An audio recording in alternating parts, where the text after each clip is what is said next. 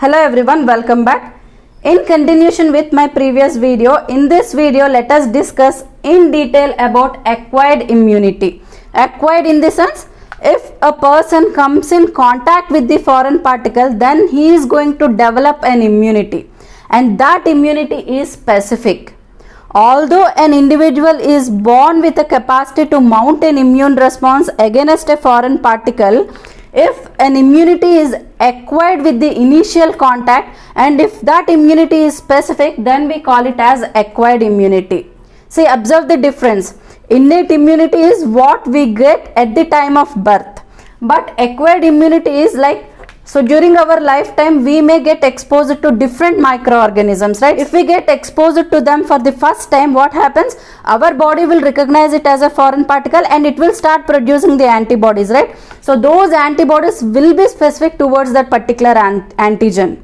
The initial contact with the foreign particle triggers the chain of reactions leading to the activation of certain cells and thereby causing the production of antibodies which are specific towards the antigen. Hope you are clear. See, if a pathogen enters into a human body, whether it could be a bacteria, fungi or a virus, so these microorganisms are not related to our body.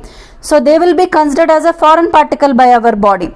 Once they enter into our body will recognize them as a foreign particle and they will start producing the antibodies. And these antibodies are specific towards the antigens.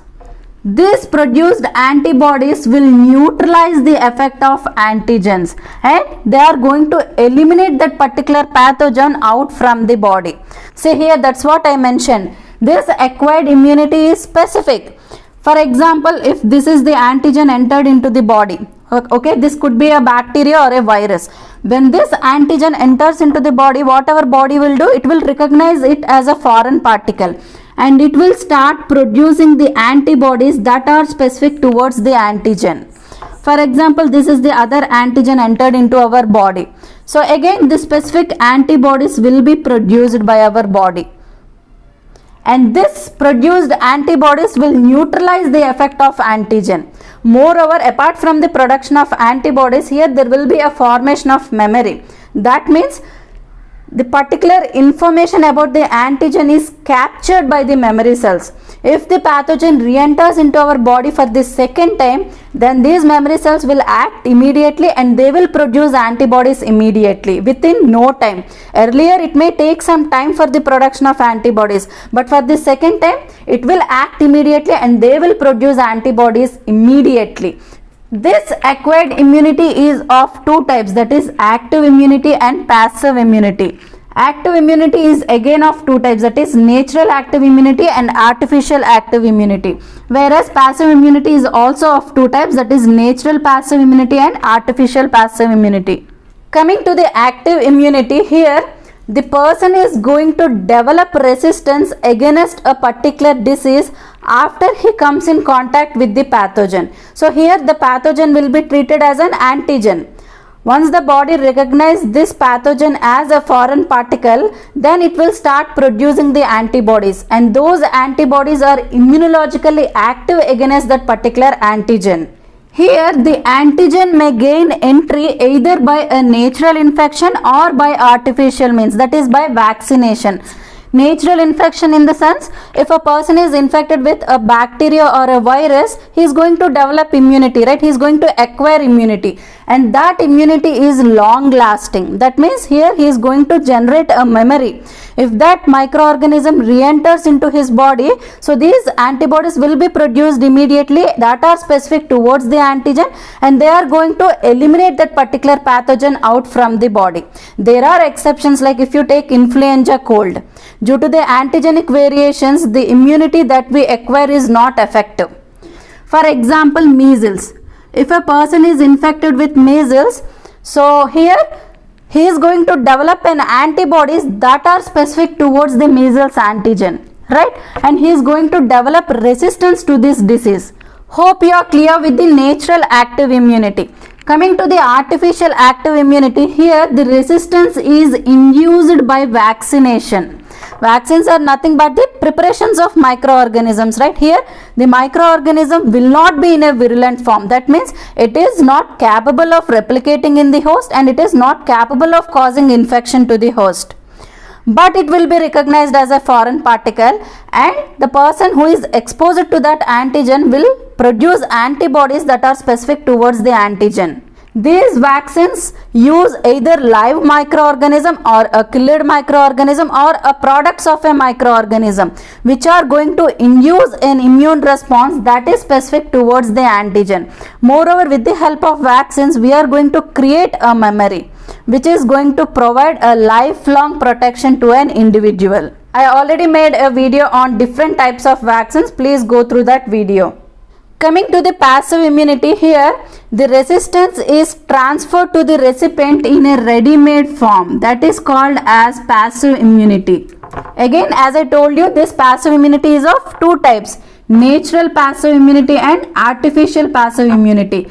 Coming to the natural passive immunity, here the resistance is transferred from mother to a baby. Generally, the human fetus will acquire an ability to synthesize antibodies from the 20th week of the life, but the immunological capacity is still inadequate at the time of birth.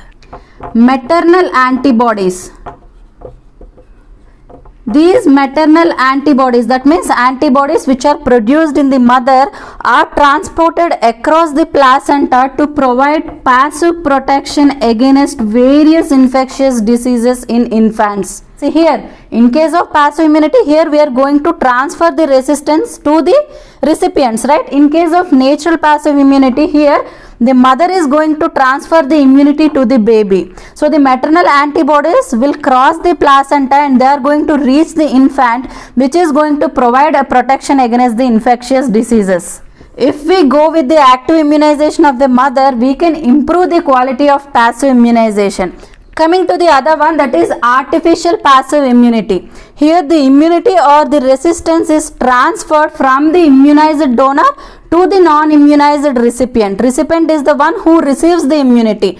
Donor is the one who donates the immunity, right? So here the immunity is transferred from a immunized donor. He is already immunized.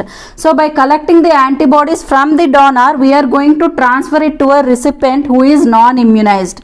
That is nothing but an artificial passive immunity. Under this artificial passive immunity, we are going to discuss about hyperimmune sera, convalescent sera and pooled human gamma globulin. Coming to the hyperimmune sera, best example is equine. You might have heard about ATS. ATS stands for anti-tetanus serum. This anti-tetanus serum is prepared by repeated administration of tetanus toxoid into horses. And the hyperimmune sera is collected from the blood. So those specific concentrated antibodies are used in the prophylaxis. But due to hypersensitive reactions, nowadays human volunteers were used, where this tetanus toxoid is injected into human volunteers and they are going to collect the hyperimmune sera, which is rich in the antibodies that are specific towards the tetanus toxoid. Coming to the other one, that is convalescent sera. Here the sera is collected from the patients who has already recovered from the infection, because their sera contains high concentration of specific antibodies, right? And that sera is utilized for the passive immunization against viral infections like measles, rubella and hepatitis A. Coming to the last one, that is pooled human gamma globulin. So here the sera is collected from healthy adults. Gamma globulins of human sera are collected and used against common infectious diseases. But here care should be taken in order to avoid the risk of infection with HIV and also with other viruses. This is all about the acquired immunity. Soon I will come up with my next video. Thank you so much.